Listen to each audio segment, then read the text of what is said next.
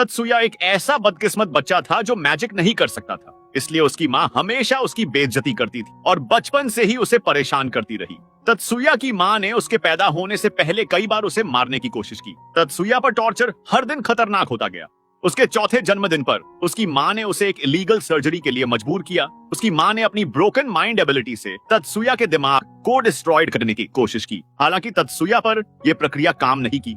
उसकी माँ ने उसके सारे इमोशंस और इच्छाओं को खत्म कर दिया। चाहे तत्सुया कितना भी रोया या मदद के लिए चिल्लाया हो, उसकी माँ ने उसे लेबे के एक चूहे की तरह इस्तेमाल किया। उन्होंने उसे अपनी बहन का सिर्फ एक बॉडीगार्ड बना दिया। लेकिन उसी दिन से तत्सुया ने सीक्रेटली मानव इतिहास में सबसे पावरफुल और डिस्ट्रक्टिव मैजिक को डेवलप कर लिया। साथ ही उसने मरे हुए लोगों को जिंदा करने की पावर भी हासिल की। लेकिन उसने ये सब अपनी माँ और बहन से छुपा कर रखा। जब वो प्लेन से सफर करते हैं तो उसकी माँ और बहन फर्स्ट क्लास में बैठकर शानदार खाना खाते, जबकि वो अकेले इकोनॉमी क्लास में बैठता। एक दिन मियुकी ने उसे सामान उठाते हुए देखा और अपने ही सगे भाई से भी नफरत करने लगी। उसने सोचा तत्सुया बस एक नौकर है। उसकी माँ ने उसे समझाया कि इस बात पर ध्यान न दे। मियुकी को तत्सुया की ओर देखने से भी नफरत थी। वो चाहती थी कि तत्सुया मर जाए। जब वे विला पहुंचे, मेड हनामी ने उनका स्वागत किया। फिर मियुकी ने बाहर टहलने को कहा। उसकी माँ ने मियुकी से कहा कि अपने नौकर को साथ ले जाओ। मियुकी इस बात से चिढ़ गई। बाहर चलते हुए उसने बस यही सोचा कि उसका भाई कितना बेकार है, क्योंकि वो मैजिक यूज नहीं कर सकता।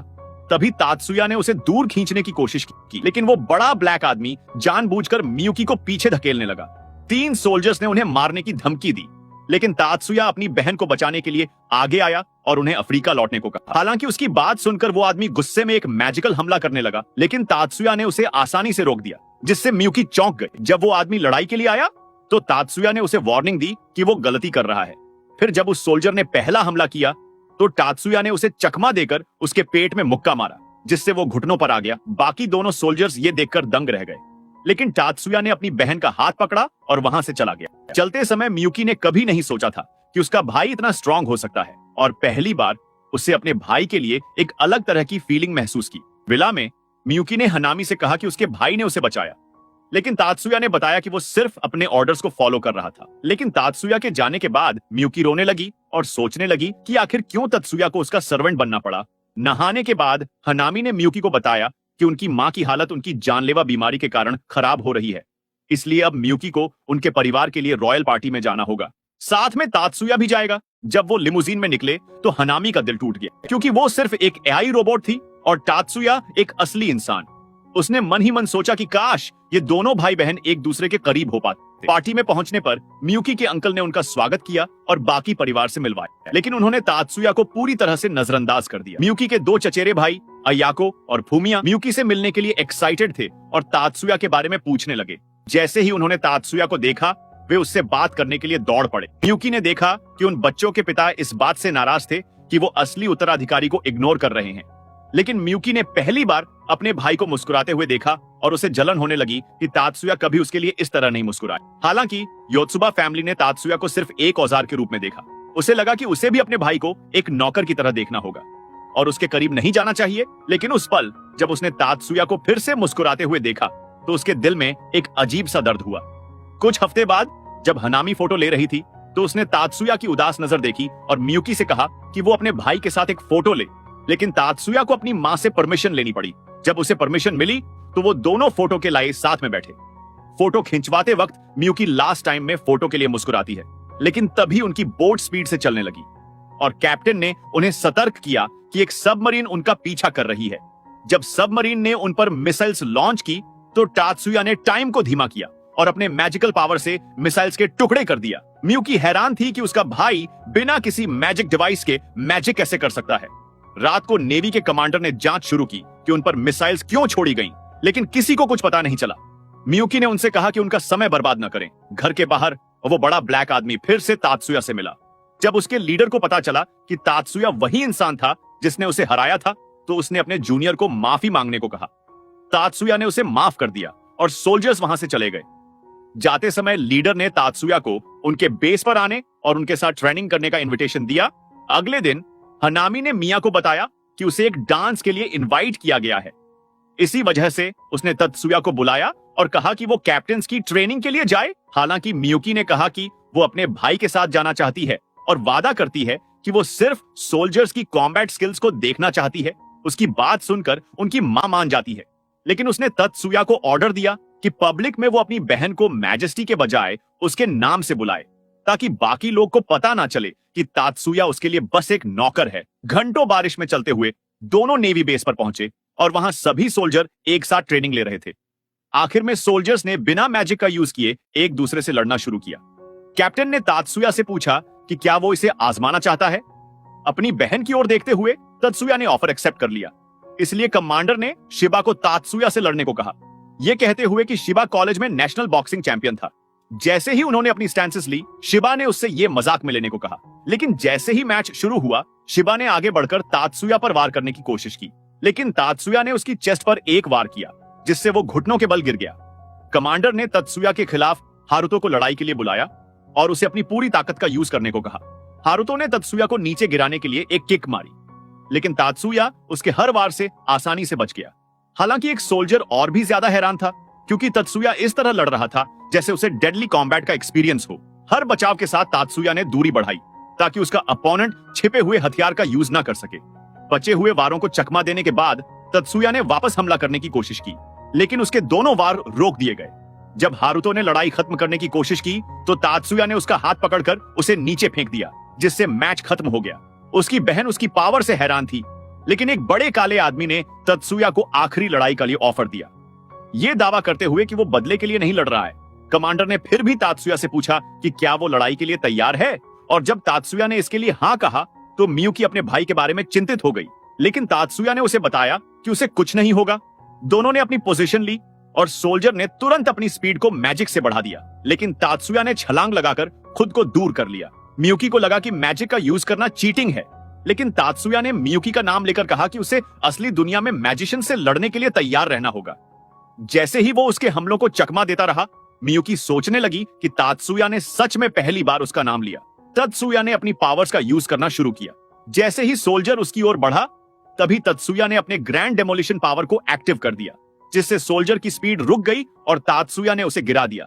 मैच खत्म होने के बाद सोल्जर ने अपनी हार एक्सेप्ट कर ली, फिर अपना इंट्रोडक्शन देते हुए कहा कि वो नेशनल एयर डिफेंस फोर्स से है और उसका नाम डैनी बोनर है। तत्सुया ने भी अपना इंट्रोडक्शन दिया और डैनी ने उसे गले लगाते हुए कहा कि तुम मुझे कॉल कर सकते हो अगर तुम कभी भी बोर हो तो। 3 दिन बाद मियुकी ने सोचा कि उसका भाई पूरा दिन एनिमे देखकर समय कैसे बर्बाद कर सकता है, बजाय इसके कि वो कुछ और बेहतर करे। उस दोपहर को जब वो चाय पी रहे थे, तभी इमरजेंसी अलार्म बजने लगा। नेशनल डिफेंस फोर्स ने अनाउंसमेंट की कि उनके डिफेंसिव शिप्स को दुश्मन फोर्स ने डुबो दिया है, इसीलिए सभी को आइलैंड से सुरक्षित जगह पर जाना चाहिए। तात्सुया उन्हें आइलैंड के शेल्टर तक ले जाने के लिए कमरे में एंटर हुआ। तभी फोन बजने लगा और कॉल पर माया यानी मिया की जुड़वा बहन थी, जिसने तात्सुया की पावर को फ्री कर देने को कहा। माया ने कहा कि वो तात्सुया की पावर को रोकने वाले लिमिटर को बिना कुछ किए बंद कर सकती है, इसलिए मिया मान जाती है और फोन काट देती है। कुछ मिनट बाद एक आर्मी टैंक उन्हें शेल्टर तक ले गया। वहां पहुंचने पर डैनी उनका पर्सनल बॉडीगार्ड बनता है और उन्हें अपने दूसरे साथी सोल्जर के साथ एक कमरे में इंतजार करने को कहता है। जब शेल्टर तैयार किया जा रहा था तो उनके साथ एक दूसरा परिवार भी था, लेकिन हनामी को कुछ अजीब लगा, क्योंकि शेल्टर पहले से हमेशा खतरनाक हालातों के लिए तैयार रहते हैं। इसी समय तात्सुया ने मियुकी को शांत करने की कोशिश की और उसे बताया कि वो हमेशा उसका साथ देगा। उसका नाम सुनकर मियुकी सोचने लगी कि तात्सुया ऐसा क्यों कह रहा है। तभी तात्सुया खड़ा हुआ और बंदूकों की आवाजों की वाइब्रेशन महसूस की। थोड़ी देर बाद कुछ दूरी से गोलियों की आवाज आई। जब हनामी ने पूछा कि वो आवाज कहां से आ रही है, तो तात्सुया ने बिल्डिंग को एनालाइज किया और महसूस किया कि इस कमरे में एक मैजिक इनहिबिटर लगाया गया है ताकि उनकी मैजिक पावर को रोका जा सके। माया ने तात्सुया को बाहर की जांच करने का ऑर्डर दिया। फिर मिया ने अपनी एबिलिटी से तात्सुया का लिमिटर हटा दिया, जिससे उसकी पावर फ्री हो गई। फिर जैसे ही वो बाहर गया, उसने देखा कि गार्ड्स एक दूसरे पर गोली चला रहे थे और होटल के अंदर गार्ड्स उन्हें शेल्टर तक ले जाने के लिए तैयार थे। लेकिन माया ने उन्हें पहले दूसरों को ले जाने को कहा, क्योंकि वो तात्सुया का इंतजार कर रही थी। पर असल में उसने हनामी को बताया कि वो तात्सुया की परवाह नहीं करती है, बल्कि वो ये इसलिए कह रही है क्योंकि वो इन सोल्जर्स पर भरोसा नहीं कर सकती।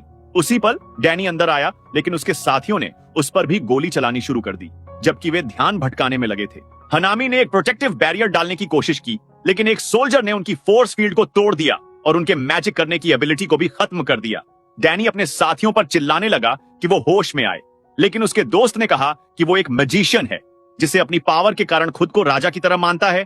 इसलिए तुम हमारे स्ट्रगल को कभी नहीं समझ सकते। डैनी अपने हथियार डाल देता है और उन्हें याद दिलाने की कोशिश की कि वो उनका दोस्त है, लेकिन जैसे ही उनका ध्यान हटा, मियुकी ने अपनी फ्रीजिंग मैजिक का यूज करके उनमें से एक को खत्म कर दिया। सोल्जर अपने साथी की मौत से गुस्सा हो गया और मियुकी और उसके परिवार पर फायरिंग शुरू कर दी, लेकिन जैसे ही मियुकी मरी, एक सोल्जर तुरंत गायब हो गया। तात्सुया के वहां आते ही उसने बाकी सोल्जर्स को मारना शुरू कर दिया और अपनी बहन को बचाने के लिए उसकी तरफ भागा। उसने अपनी बहन के सीने पर हाथ रखा और अपनी अल्टीमेट एबिलिटी का यूज करना शुरू किया और अपनी बहन को वापस आने को कहने लगा। अपने कॉन्शियसनेस में मियुकी ने महसूस किया कि वो सच में मरने वाली है, लेकिन तात्सुया की आवाज उसकी कॉन्शियसनेस तक पहुंचने की कोशिश करती है। हालांकि मियुकी सोचने लगी कि तात्सुया उसे बचाने की कोशिश क्यों कर रहा है, जबकि उसने हमेशा उसको इग्नोर किया था। मियुकी ने सोचा कि काश उसने मरने से पहले तात्सुया से माफी मांग ली होती। मियुकी की सारी ताकत खत्म हो गई और जैसे ही वो मरी, एक मैजिक सर्कल उसकी ओर आने लगा और उसके घाव भरने लगे। जैसे ही वो उठी, उसने महसूस किया कि उसका भाई दुनिया में सबसे अमेजिंग पावर रखता है। उसकी आंखें खुली और उसने तात्सुया का चेहरा देखा। जब तात्सुया ने उसे पहली बार गले लगाया तो मियुकी ने भी उसे गले लगा लिया। जब उसने उठकर देखा तो पाया कि उसकी मां मर चुकी थी। तात्सुया ने अपनी गन निकाली और अपनी मां की तरफ पॉइंट कर दी और अपनी पावर से उनके घाव भरते हुए उन्हें जिंदा कर दिया। इसके साथ ही उसने हानामी के घाव भी ठीक करना शुरू कर दिया, लेकिन हानामी चौंक गई क्योंकि इस दुनिया में कोई हीलिंग मैजिक मरे हुए को वापस जिंदा नहीं कर सकता था। 30 मिनट बाद आर्मी के लीडर ने अपने सोल्जर्स के विद्रोही बनने के लिए माफी मांगी, लेकिन ये भी बताया कि एक बड़ा शिप्स का झुंड उनकी ओर बढ़ रहा है और 80% डिफेंस फोर्स पूरी तरह खत्म हो चुका है। तात्सुया ने सिचुएशन को समझता है और अपने परिवार को सुरक्षित जगह पर ले जाने और उसे आर्मर्ड सूट और मिलिट्री इक्विपमेंट देने को कहा। लीडर ने पूछा कि उसे ये सब क्यों चाहिए। तात्सुया ने कहा कि उन्होंने उसकी बहन को मारा, इसलिए वो उन्हें राख में बदल देगा। लीडर ने तात्सुया की बात मानी, लेकिन एक शर्त पर कि तात्सुया उन लोगों को छोड़ देगा जो सरेंडर करेंगे। तात्सुया ने कहा कि उन्हें सरेंडर करने का समय भी नहीं मिलेगा। जैसे ही वो आगे बढ़ा, मियुकी उसके पास दौड़ते हुए आई और तात्सुया को अपनी जान जोखिम में डालने से मना किया, लेकिन तात्सुया ने कहा कि उसने कसम खाई है कि जो भी उसकी बहन को नुकसान पहुंचाएगा वो उन्हें खत्म कर देगा। तात्सुया ने कहा कि वो तब तक शांत नहीं बैठेगा जब तक वो अपना गोल पूरा न कर ले। मियुकी ने जब ये सुना तो उसने पूछा कि उसका मतलब क्या है।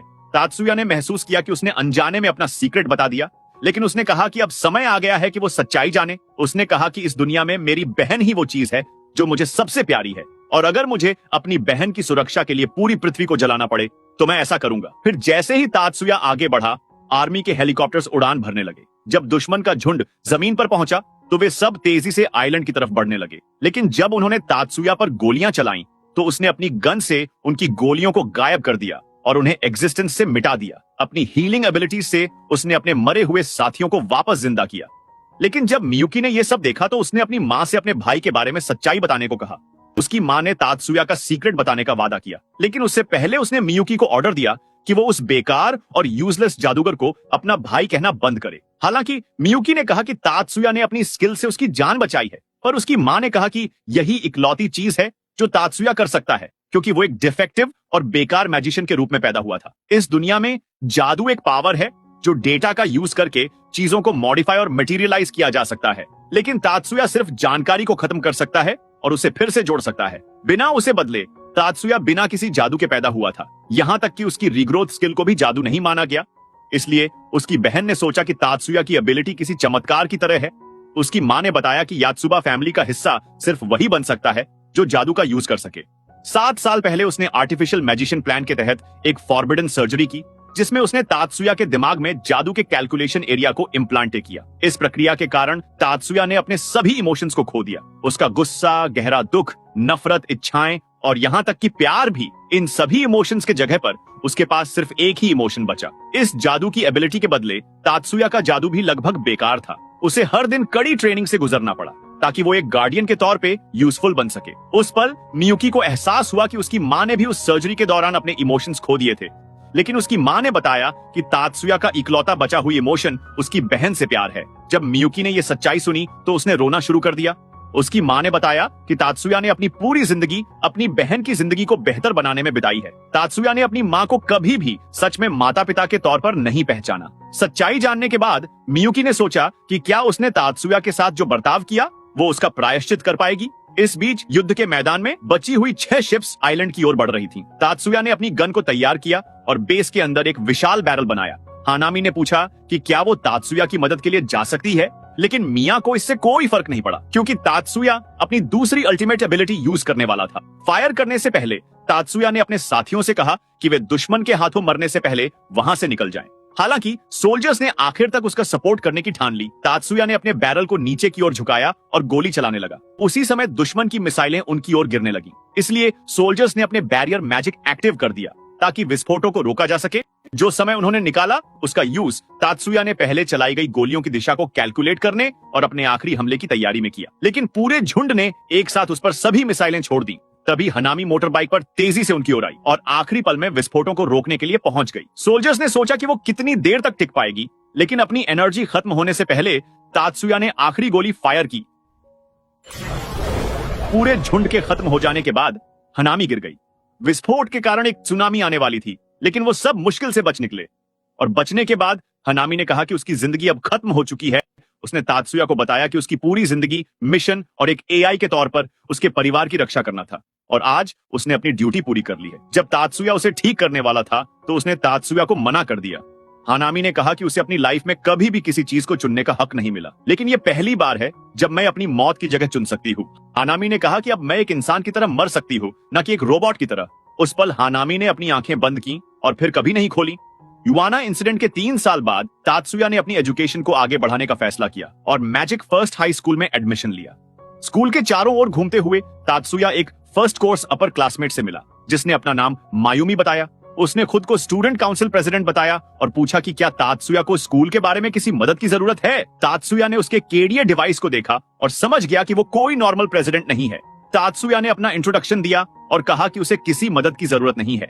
जैसे ही एंट्रेंस सेरेमनी शुरू हुई, तात्सुया ने देखा कि जिसकी यूनिफॉर्म पर फूल है वो बेस्ट स्टूडेंट माने जाते हैं और वो आगे बैठे थे, और जिनकी यूनिफॉर्म पर फूल नहीं है उन्हें बेकार स्टूडेंट समझा जाता है जो पीछे बैठे थे। तात्सुया की यूनिफॉर्म पर फूल नहीं था, इसलिए उसे पहले ही पता था कि उसकी जगह कहाँ है। थोड़ी देर बाद एक चश्मा पहने हुई लड़की ने तात्सुया से पूछा कि वो उसके पास बैठ सकती है। उसने अपना नाम मिजुकी बताया और अपनी दोस्त का नाम एरिका बताया। जैसे ही प्रेसिडेंट ने अपना भाषण खत्म किया, मियुकी अपना भाषण देने के लिए आगे आई।